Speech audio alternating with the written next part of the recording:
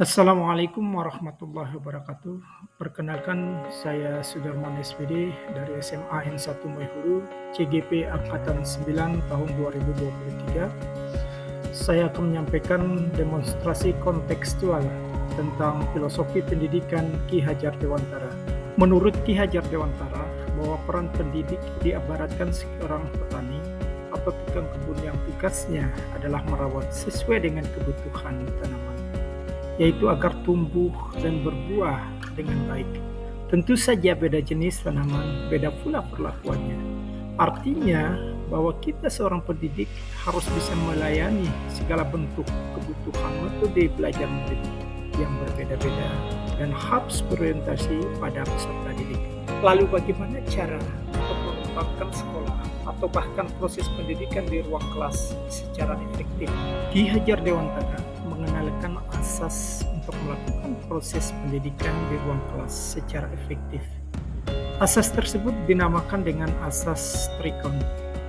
Yang pertama, continue. Artinya, pengembangan yang dilakukan harus berkesinambungan, dilakukan secara terus-menerus dengan perencanaan yang baik. Yang kedua, convergent. Artinya, pengembangan yang dilakukan dapat mengambil dari berbagai sumber di luar, bahkan dari praktik pendidikan di luar negeri. Yang ketiga, konsentris. Artinya, pengembangan pendidikan yang dilakukan harus tetap berdasarkan kepribadian kita sendiri. Ketiga asas tersebut dilambangkan sebagai sistem tata surya, di mana murid digambarkan sebagai planet yang mengorbit pada matahari, sebagai simbol nilai kemanusiaan dalam garisnya masing-masing. Setiap planet berevolusi dengan kecepatan yang berbeda-beda, namun tak pernah berhenti bergerak. Untuk itu, seorang guru harus mampu menyelenggarakan pendidikan yang berpihak pada peserta didik. Lalu bagaimana penerapan ide atau gagasan terkait pemikiran Ki Hajar Dewantara secara kontekstual sebagai berikut. Yang pertama, di sekolah kami SMA N1 Maihulu termasuk sekolah penggerak angkatan kedua yang sudah menerapkan kurikulum merdeka.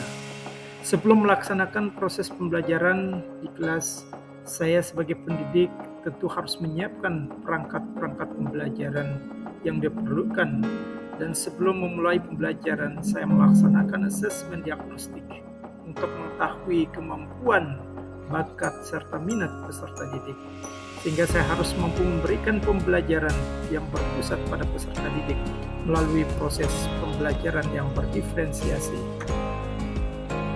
Yang kedua, murid diberikan kesempatan untuk melaksanakan pembelajaran sesuai dengan bakat dan minatnya, sesuai dengan konteks kodrat alam dan kodrat zaman.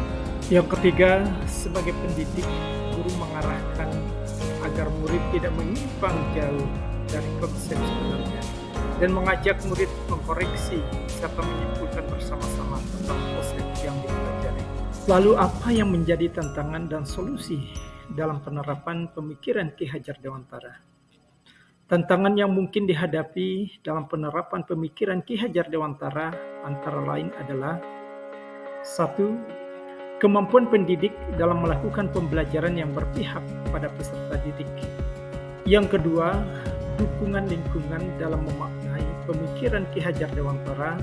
Selama ini, masyarakat masih terpola pada pemahaman bahwa sekolah lebih dominasi oleh pengetahuan akademik ketimbang pengetahuan karakter, sehingga banyak masyarakat lebih melihat nilai akademik ketimbang nilai karakter dalam pencapaian murid di sekolah. Lalu apa solusi untuk menghadapi tantangan terhadap penerapan pemikiran Ki Hajar Dewantara? Solusi yang dapat kami tawarkan dalam penerapan pemikiran Ki Hajar Dewantara adalah sebagai berikut. Yang pertama, peserta didik harus meningkatkan kemampuannya, tentu dengan pelaksanaan IHT, workshop, dan pelatihan lainnya untuk meningkatkan atau menyegarkan kembali pemahaman peserta didik terhadap konsep pendidikan yang berpihak kepada murid. Yang kedua, memberikan pemahaman kepada masyarakat bahwa capaian pendidikan tidak hanya semata-mata dilihat dari nilai akademik, tetapi juga ditentukan oleh capaian nilai karakter. Sekian video singkat tentang filosofi pendidikan menurut Ki Hajar Dewantara. Wassalamualaikum warahmatullahi wabarakatuh.